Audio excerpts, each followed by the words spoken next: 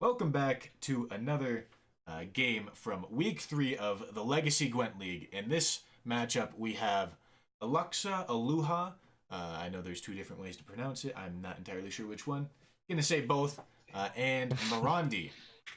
So with Lux's lineup, we see a Dettlaff list, the Blood Scent with Portal and the incantation, the Weavis incantation to eat the thing out of hand. Interesting. And an NR list that's very, very greedy with the Priscilla and the Dandelion, NR charges type of thing, and a Scoia'tael dwarves, a Mystic Echo dwarves, and Syndicate does end up getting banned. We won't see that today. And on Maurandi's side, we have a Syndicate list that got banned, a Death Shadow list with, you've seen it around it as the Kelta list and the Eagern and the normal Red Rain Death Shadow list, Mystic Echo Harmony, and another greedy pincer maneuver list. What do you think of these lineups, and how do you think this will end up going for them? This is very interesting. I mean, there's a lot of very weird cards in some of these decks. For example, if you look at the Harmony deck from Maurandi, he's running things like he's running a lot of poison cards, even with Mantis, as well as Saskia. So a very untraditional, or I guess you could say different Harmony list. And also the Death Shadow is an interesting one too, considering that I would imagine that typically speaking, Vampires has an overall better matchup table, but I mean Deathwish does have some matchups that is potentially better at. For example, dwarfs that can do pretty well against, due to the fact that Kalturis is a big issue for dwarfs. But other than that, Bloodscent overall I feel is a more reliable deck. But as we mentioned, I believe that Death Shadow does have a few matchups where it does potentially do quite well in. Dwarfs against Harmony, however, dwarfs should be favored. But of course, Maurandi does have Death Shadow, which is good against dwarfs, so that does obviously help him out a bit there. But overall, I mean, there's also the Vice Gota NR from both players, very, very greedy. And I mean, Vice Gota with Roche and Defender can be scary sometimes if you're unable to answer it. But I'm very curious to see how, especially this NR list, performs for both players.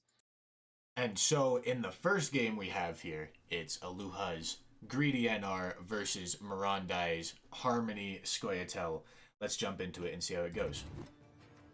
Very nice to see both players' perspectives here. Finally get that little bit of upgrade so we can see both mulligan phases, and we finally get to see the opponent's hand. So that's really nice.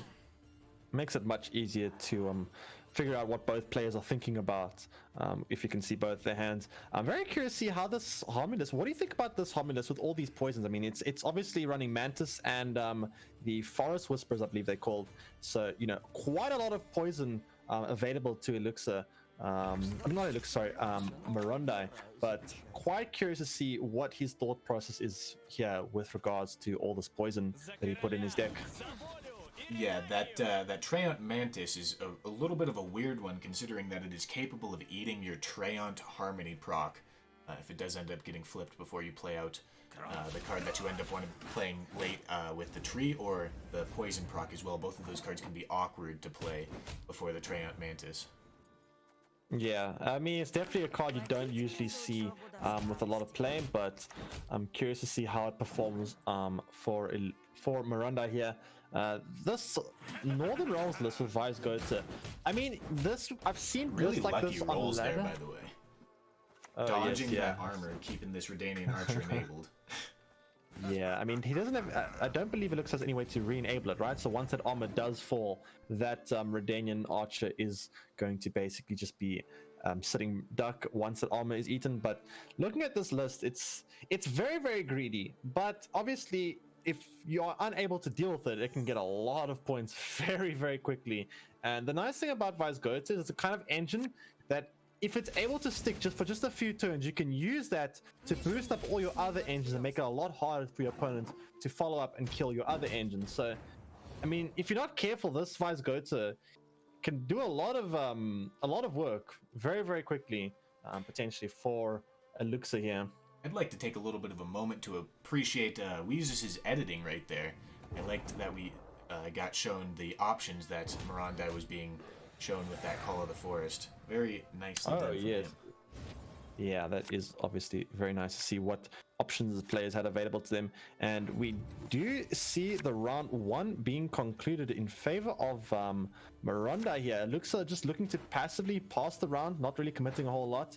And Maurandi taking round 1. What do you think about this round 2? Do you think there's any incentive for either player to bleed here, or what do you think Maurandi's thought process here? Do you think he wants to try force out the some Oh Vice yeah, in round 2? Maurandi definitely wants to be bleeding here. I can't see a way that you would think you're favored in a long round against this greedy of a list. Maybe if he was a dwarves and had those reactive engines instead of these proactive engines, I could see him maybe thinking he has the control to be able to deal with Iluxa's engines, but in this situation, I think he has to put this bleed down.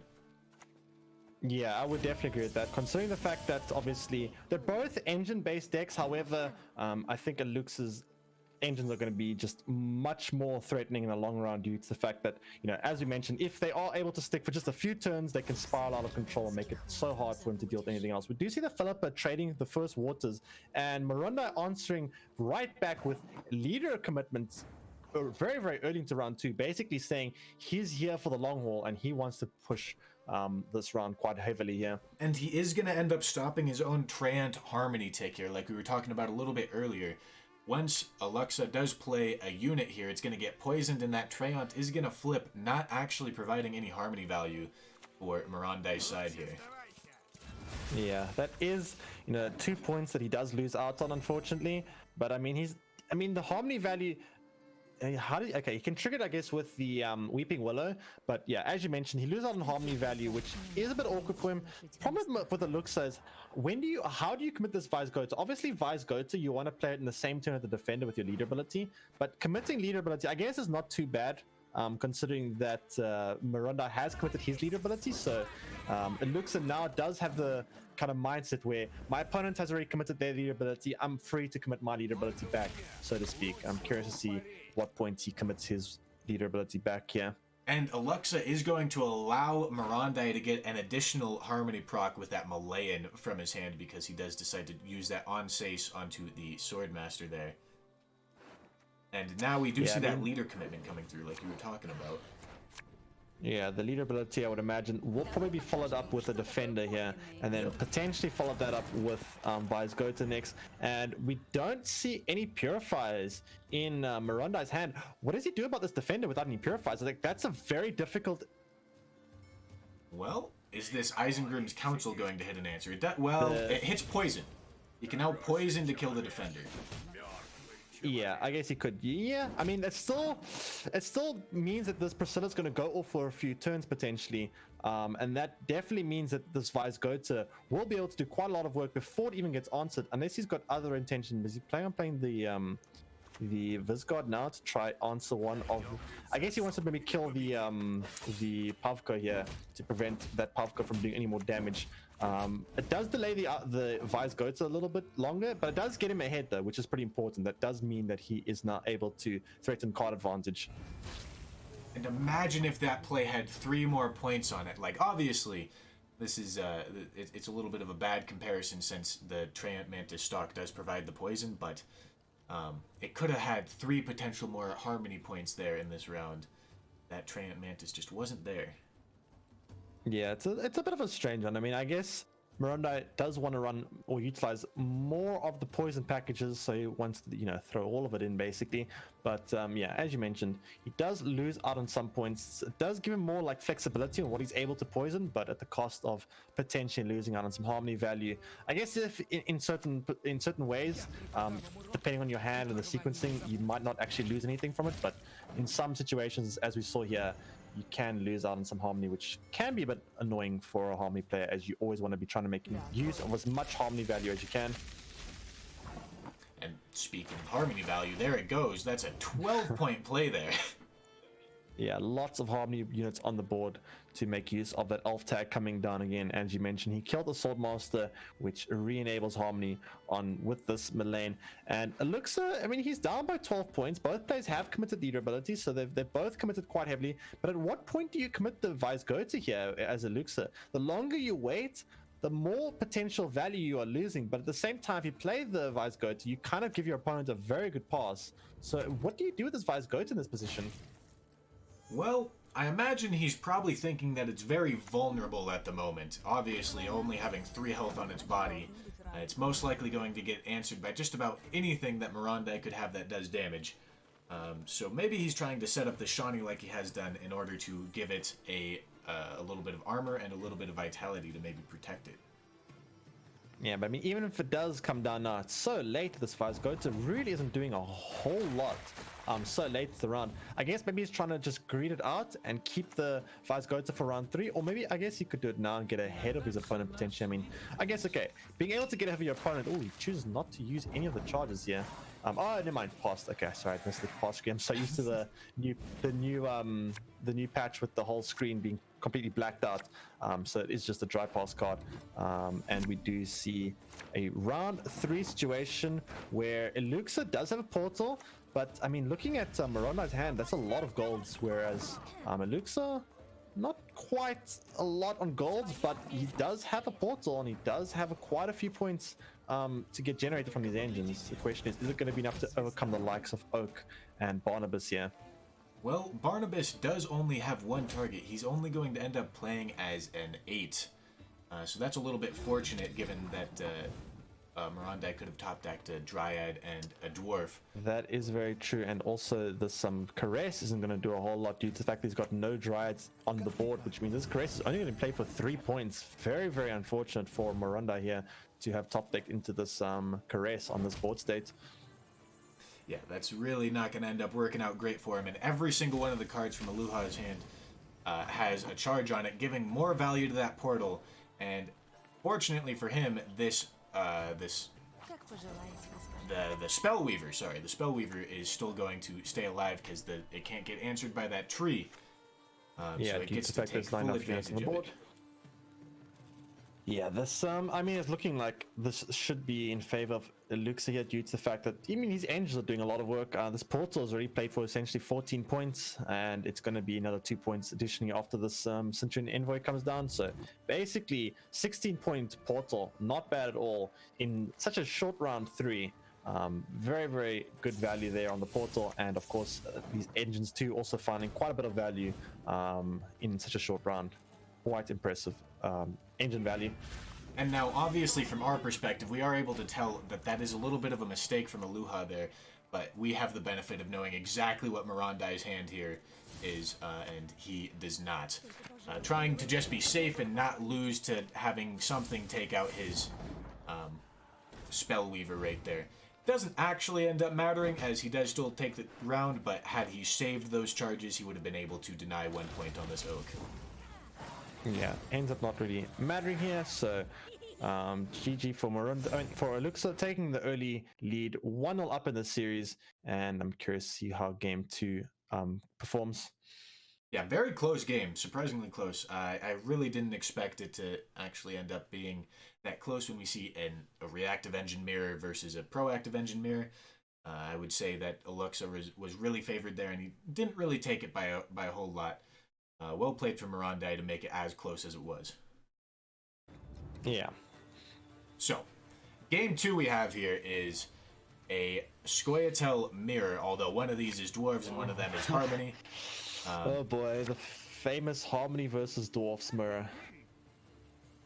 Yep, like we were just talking about, this is reactive engines versus proactive engines.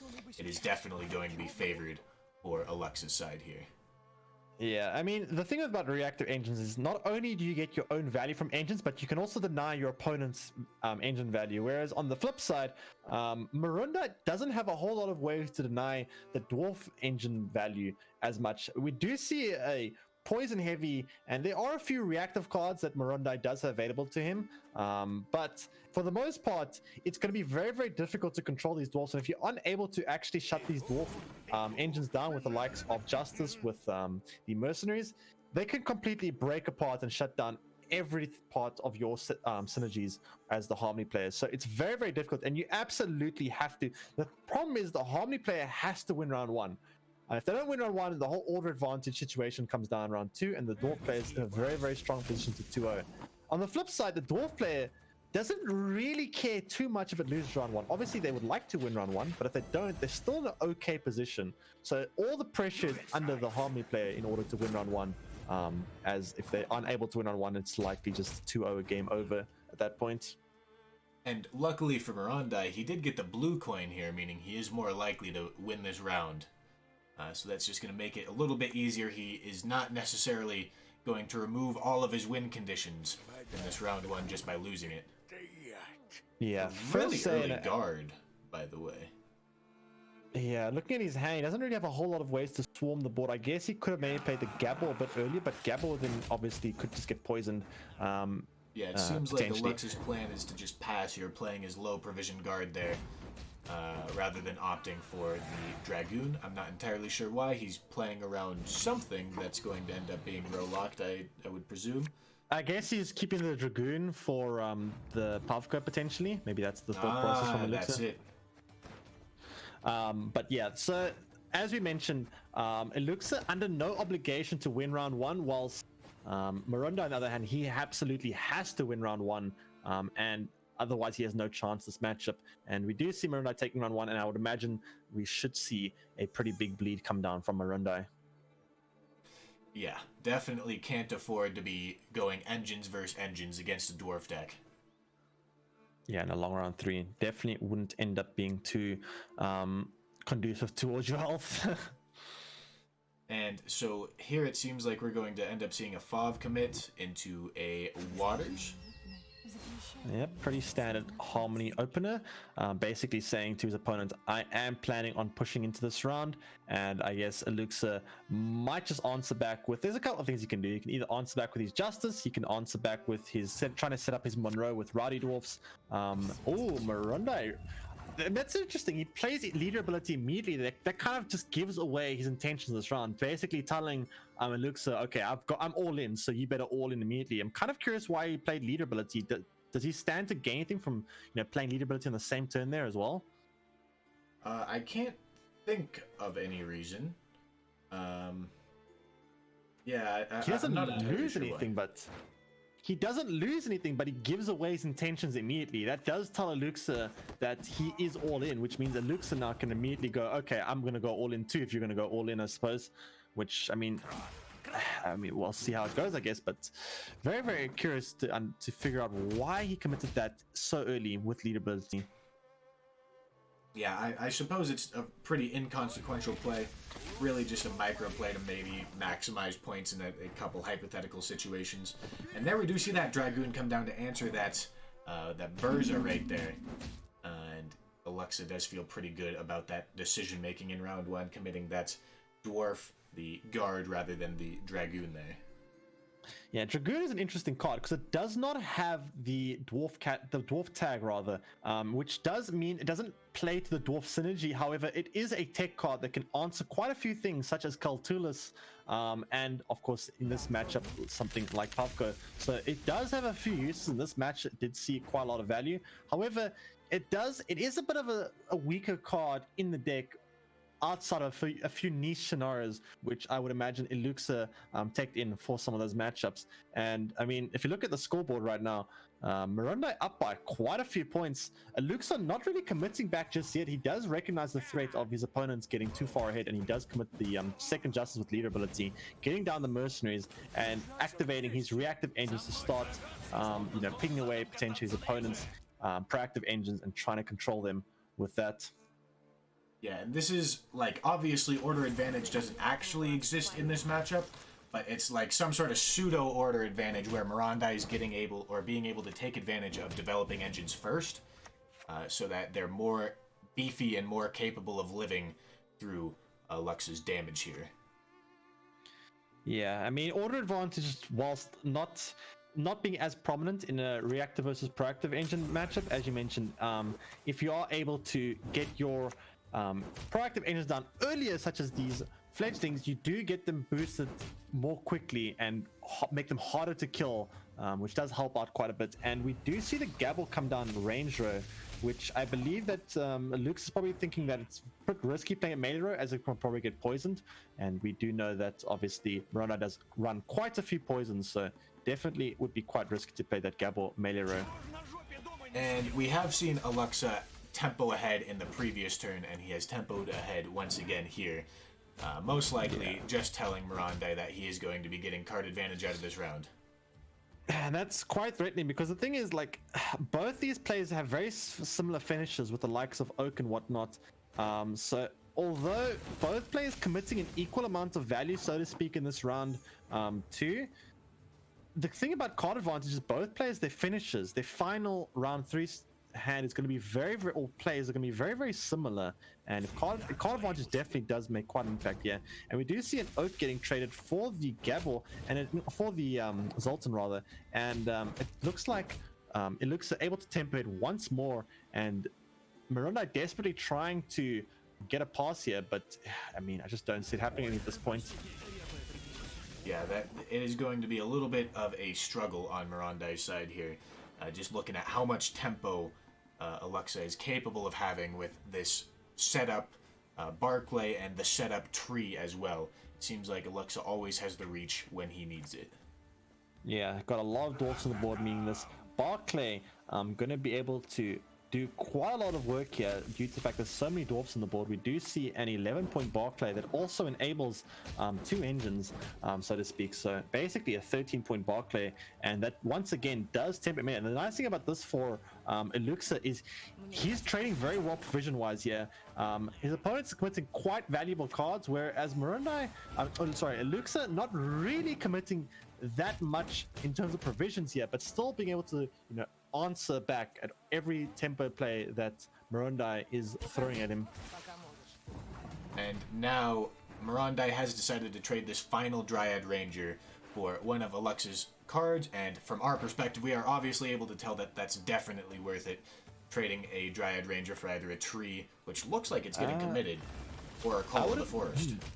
That's interesting. I would have thought he would have played Call of the Forest onto one of his weaker bronzes to try to thin out his deck. I mean, I'm surprised he committed the tree there. Pretty much any card would have been enough out of Call there. Well, what do you think about that? I suppose we'll see what his plan is. Maybe he's thinking he needs to guarantee a pull into one of his cards. I can't exactly think what. It looks like it's going to go onto the Zoltan, which, I mean, that's probably fair enough. Guaranteeing that Zoltan in a very short round 3, that may end up being more valuable than Oak. Yeah, it could be, but I mean, you could potentially just have both. But I mean, I guess it's greedier, but I mean, Oak's also a very valuable card. Even if there's not that much developed, it's still going to play for quite a few. You only need like 1 or 2 units, and it's already playing for like 10 points. But I guess Iluxa does value the guaranteed access to the Zoltan in this situation. He is up a card, which means he's already favored in that regard. And looking at both players' hand, Maurandi does have a full gold hand, but card advantage and I mean, the dwarf synergies might just be more than enough for Iluxa to take this round, I think. Yeah, I would definitely bet on that as well, but we can't tell exactly what cards Maurandi is going to be grabbing. He has 2 tutor cards in hand. It looks like the first one grabs that Saskia, which is only going to be able to ping for once, I think. Well, this end up being an absolute genius play? Okay, I suppose it doesn't actually matter since row stacking is irrelevant in this matchup, or in Iluxa's hand, but interesting that he played it ranged row. I thought that maybe we were going to see a lock come through and bring it melee to enable one of his row stack cards, but obviously doesn't have any of them. Yeah, it doesn't look like there's going to be any row punish of any sort, but yeah, it doesn't look like Maurandi's gonna have enough points here. Unfortunately, he's got a 5-point lock, which isn't really doing a whole lot. And I guess it looks like game 2 going in favor of Iluxa, putting him 2-0 up in the series and 1 win away from securing it. I believe his last final deck is going to be Bloodscent, so all he needs to do is win 1 more game with Bloodscent, and Maurandi now needing to try 3-0 that Bloodscent deck. I wonder how that's going to look. Yeah, I definitely think Bloodscent has come into its own a little bit recently. It's kind of more prevalent and more threatening in the very recent weeks. Maybe since this November patch came out, I've kind of interpreted Bloodscent as a solid top 3 deck, maybe even contesting against Scoia'tael and Syndicate for a higher position. Yeah, it's a very strong deck due to the fact that it has a very strong bleed potential in round 2, excuse the pun, but it can bleed very, very well in round 2, and then it also has a very, very strong round 3. So it's kind of just very flexible, and it's very good in any round length, and also quite well able at winning round 1, being able and also being able to dictate the flow of the game, putting in a very strong position to potentially outplay your opponent or even just control the flow of the game overall. Yeah, I would definitely agree with that. So we see this Blood Scent list versus the greedy Engine NR on Maurandi's side. Let's see if the round control that most likely is going to end up getting provided by on Iluxa's side with this very strong opening hand is going to be enough to control this game into a favorable situation. Yeah, and we do see the Zap coming down, or the Alzostan to trade with that Redane Archer. One of the I would say better answers for Redane Archer. I mean, the thing about Redane Archer is very hard to trade up with. Even Zap, a card that theoretically should be the perfect answer for it, doesn't exactly trade well due to the fact that the Redane Archer does get at least one ping off, and we do see Iluxa able to shut down another engine coming down from Maurandi with the Spellweaver getting cleaned up quite easily there. Yep. And now Maurandi is deciding what exactly is going to be proactive next. He plays that Cadweni Sergeant there, opening himself up to maybe lose a little bit of value, but obviously from our perspective we can tell that that's not going to end up happening. So looking at this matchup, I would imagine that the importance of round 1 falls into Iluxa's perspective due to the fact that if he goes the long round 3 against this greedy engine deck, his deck doesn't run a whole lot of answers for a lot of these cards, which means that Iluxa kind of has to win round 1. Whereas Maurandi, not really in a position where he has to win round 1. Obviously, he would like to win round 1 because if he does, he's able to get a long round 3, which is very beneficial towards him. But it's kind of all in Iluxa's court in order to win round 1. And the thing is, he can't pass. And looking at his hand, it's only golds left, which means he has to commit a gold here. He cannot pass. He has to keep going. And it's kind of awkward because every single card that Maurandi plays, Iluxa's going to have to make a bad trade with the gold, essentially. So he could quite easily get Blade here, potentially, in round 1. Well, the same thing can be said about Maurandi's hand. Looking at his remaining hand, the only bad card he has left is that Pellet. Yes. That is very, very true. And even Pella is not even that much of a bad card in this matchup due to the fact that bleeding is very prevalent here. So I guess maybe not as much of an efficient bleed as initially thought of, but I guess both players are going to have to start committing golds here if they want to keep going.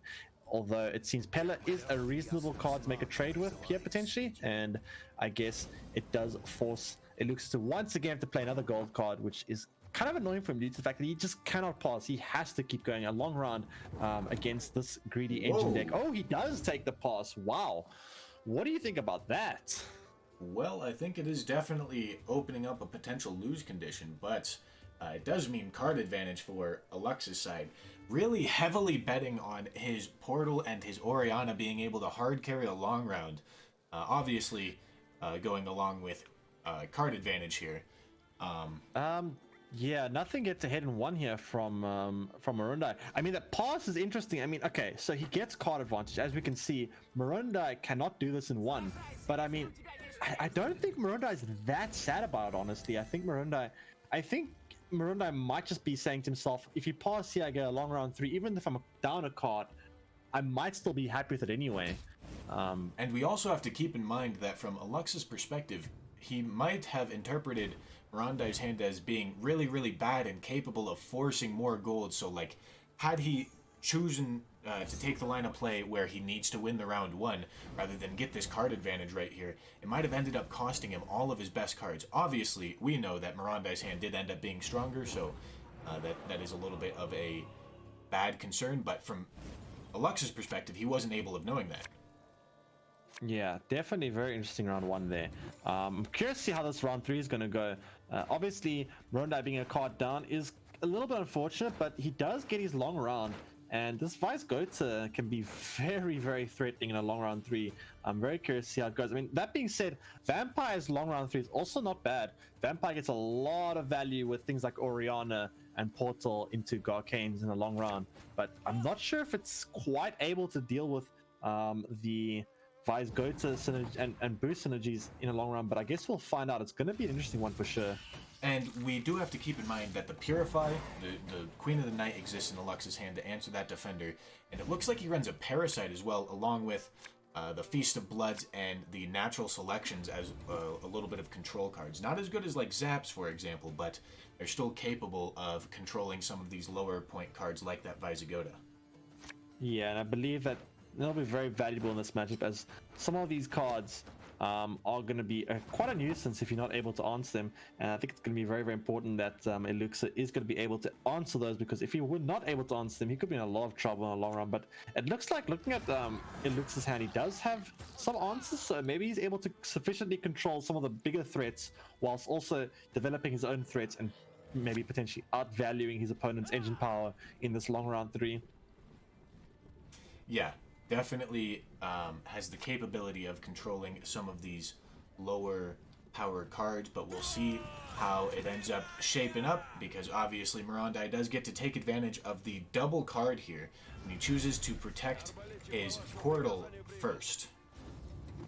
Yeah, the portal coming down with the defender, basically forcing Iluxa to use his Queen of the Night as a Purify to remove that defender tag.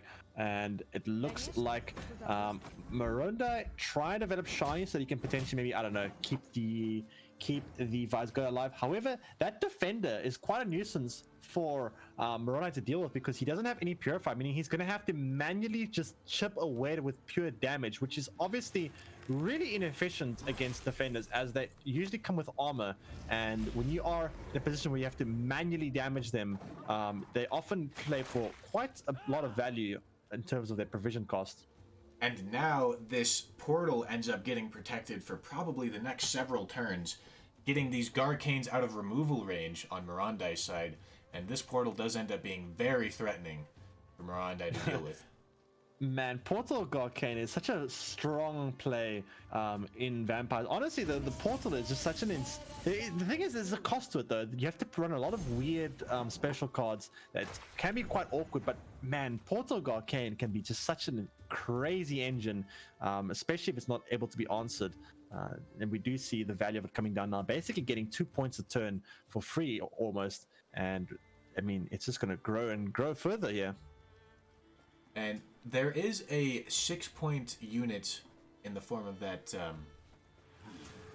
Arbalist right there. That could have been a interesting Parasite target, but it doesn't look like Ilux is deciding to do that. He's instead developing this Orianna very early to be able to take advantage of all the bleed he's going to have in the rest of this round with that Nekarat and the Alp and the rest of these bleeding cards like the Feast of Blood. Yeah, it just looks like, I don't know, Maurandi is not able to get his engines down as quickly, or he's taking very long to goes, I guess. But it's not, the thing about Maurandi's engines is they are taking a lot longer to set up and get value than these vampire engines are, and that's definitely helping Iluxa out quite a bit. Able to get all these engines going so quickly, while his opponent is trying to set up his own engines. Really and helps. This Feast of Blood for 3 points, shutting down that Visigoda. Yep, that's definitely a trade you'll be more than happy to make any day. Visigoda being such an important card for Maurandi and getting answered. Definitely not great for Maurandi there, seeing that Visigoda getting shut down so early. And now we see this Nekarat coming down. A little bit of a late engine, but it does finally come down and keeps this portal enabled and keeps getting that Orianna value. Yeah, I mean, this Orianna and Portal combination is just getting such an insane amount of points. I mean, Maurandi does have quite a big Baron, but Iluxa still has the Osral, and I'm just don't think it's going to be enough here. I mean, this Orianna is still getting getting 3 points a turn essentially, plus 2 points a turn on the Garcanes. I just don't think Maurandi has enough points here to contest this round anymore. Yeah, this is looking like a little bit of a slaughter. I wonder if he would have actually won even with, or even without the card advantage. Yeah, it looks like. I mean, at first glance, I thought that a long round would definitely be out of his favor. But I mean, I guess the vampire synergies are still strong enough to hold their own, even against this greedy NR deck in a long round 3. And it was incredibly helpful to have a few more control cards than normal. I believe that Parasite isn't a super popular card in this Vampires It's definitely list. definitely a tech card you don't usually see, but it can help a certain matchup, especially ones like this. It looks like Iluxa just running away with this game 3 and taking the series 3-0 against Maurandi. So congratulations to Iluxa in winning this series in quite a convincing fashion. And I guess we'll see some more of him in future potentially. Oh yeah, that was a very interesting series. I don't think the scoreline truly tells the story. I think that matchup was a little bit closer than the scoreline suggested. Obviously, that game 3 was an absolute blowout. Definitely unexpected though. But that more control-y variant of vampires just couldn't lose possibly to that heavy engine greed thing from Morandi's side. Yeah, But that is the end of this matchup. Interesting list. Thank you guys for watching, and we will see you in the next one.